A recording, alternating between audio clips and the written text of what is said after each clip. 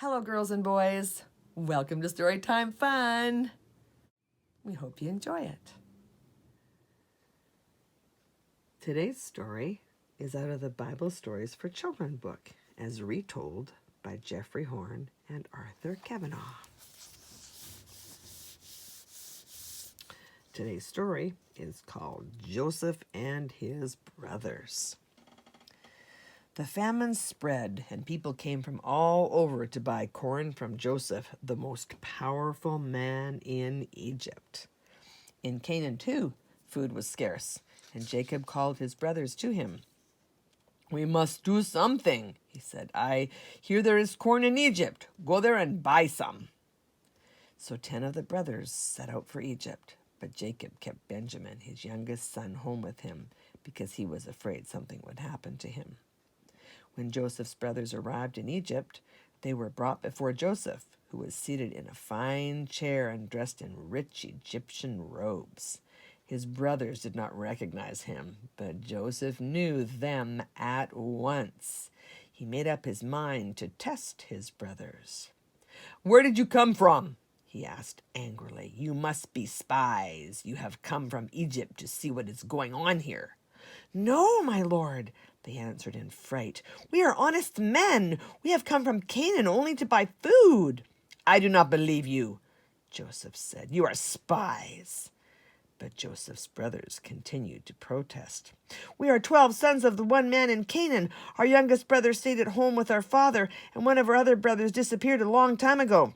"No, you are spies," answered Joseph, still pretending he did not know his brothers, and he sent them all to prison. After 3 days, Joseph called his brothers before him. "Because I am a God-fearing man," he said, "I will give you a chance to prove you are telling the truth. Go, take the corn home with you, but one of you must stay in Egypt as my prisoner. He can return to Canaan when the rest of you come back with your youngest brother. If you do this, you will not die." Joseph's brothers were very unhappy, and they said to one another, "This is happening to us now because of what we did to Joseph. He called to us from the pit, and we did not answer him." "I told you not to harm the boy," said Reuben, "but you would not listen to me. Now, after all these years, we are paying for what you did." When Joseph heard these words, he turned away from his brothers and wept, for he too remembered what they had done to him. But Joseph did not let his brothers know he understood them. Instead, he chose Simeon from among them and had him tied up before their eyes. Then Joseph ordered his servants to fill their brothers' bags with corn and also to hide in their bags the money they had used to pay for the corn.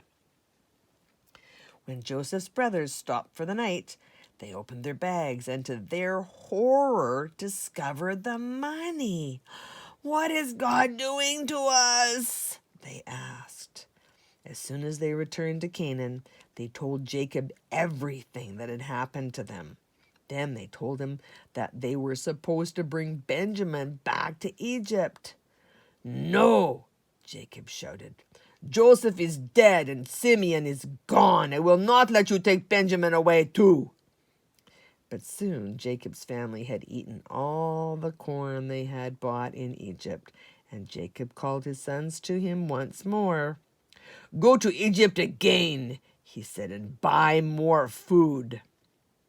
Then Judah said to Jacob, "We cannot go back without Benjamin, but I promise you that if we return to Canaan without him, I will carry the blame forever." "If this must be so, do it," Jacob said sadly.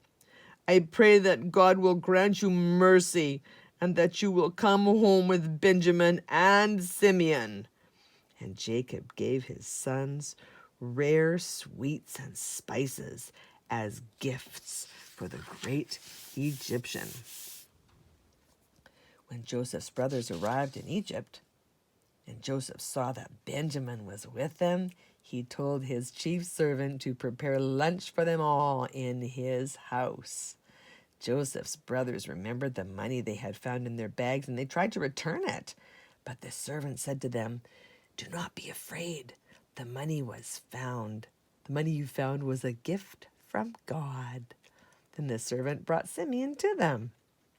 When Joseph came home, his brothers bowed down before him and gave him the presents their father had sent from Canaan. "Is your father well?" Joseph asked them.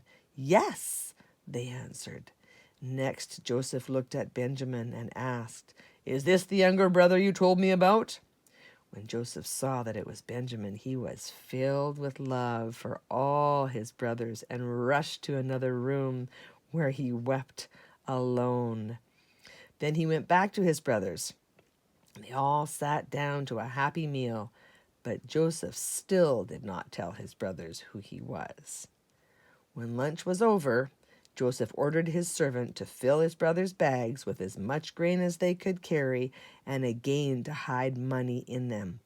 Joseph also told his servant to hide his own silver cup in Benjamin's bag. As soon as his brothers left, Joseph sent his servant after them. "Why have you paid back good with evil?"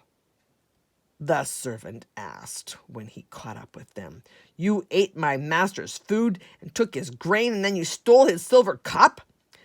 "God forbid that we'd steal anything from your master," the brothers answered. "We tried to give back the money we found in our bags before. We were honest then. Why would you believe us to be thieves now? Please search our bags, and if you find the cup in anyone's bag, the owner of that bag shall die, and the rest of us shall be your master's slaves." So the brothers threw their bags to the ground, and Joseph's servant pretended to search them. When he pulled the cup from Benjamin's bag, the brothers cried out and tore their clothes in sorrow. Terrified, they returned to Joseph's house and bowed down before him. "My lord," said Judah, who had promised his father that no harm would come to Benjamin, "what can I say? This is God's punishment for something we did a long time ago. Now we are all your slaves, and our youngest brother Benjamin is at your mercy."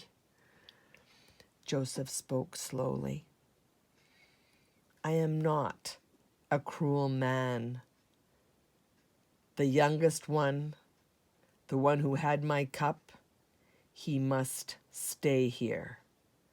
The rest of you may go home in peace to your father." Then Judah came closer to Joseph and said, "Oh, my lord, please let me say a few words to you, and I beg you do not be angry with me. Our father is an old man who especially loves his youngest son. He did not want to send Benjamin to Egypt with us because he was afraid something might happen to the boy. Now I fear that our father might die if we come home without Benjamin. My lord, I do not want to be the cause of my father's death. Please let Benjamin go home and keep me in his place." When he heard this, Joseph could no longer hold back his tears. "I am Joseph," he said. His brothers were amazed and could not speak. "I am Joseph," he repeated. "Joseph, your brother, whom you sold into slavery. But do not be unhappy about that now, for it was God who sent me here to save your lives and the lives of your children. If I had not been sent to Egypt, who would have warned Pharaoh and to save the grain for the 7 years of famine? So hurry back to my father and tell him his son Joseph is alive and wants him to come to Egypt." And Joseph embraced his brother Benjamin and his other brothers, and they all wept with happiness. And when Pharaoh learned that Joseph's brothers were with him, he offered them good land and sent wagons to Canaan to move Jacob's household to Egypt. When Jacob arrived, Joseph went out to greet him, and they embraced. "Now I can die in peace, because I have seen you," said Jacob. But Jacob lived many more years and saw his family grow rich and powerful in Egypt. That's it for today. See you next time.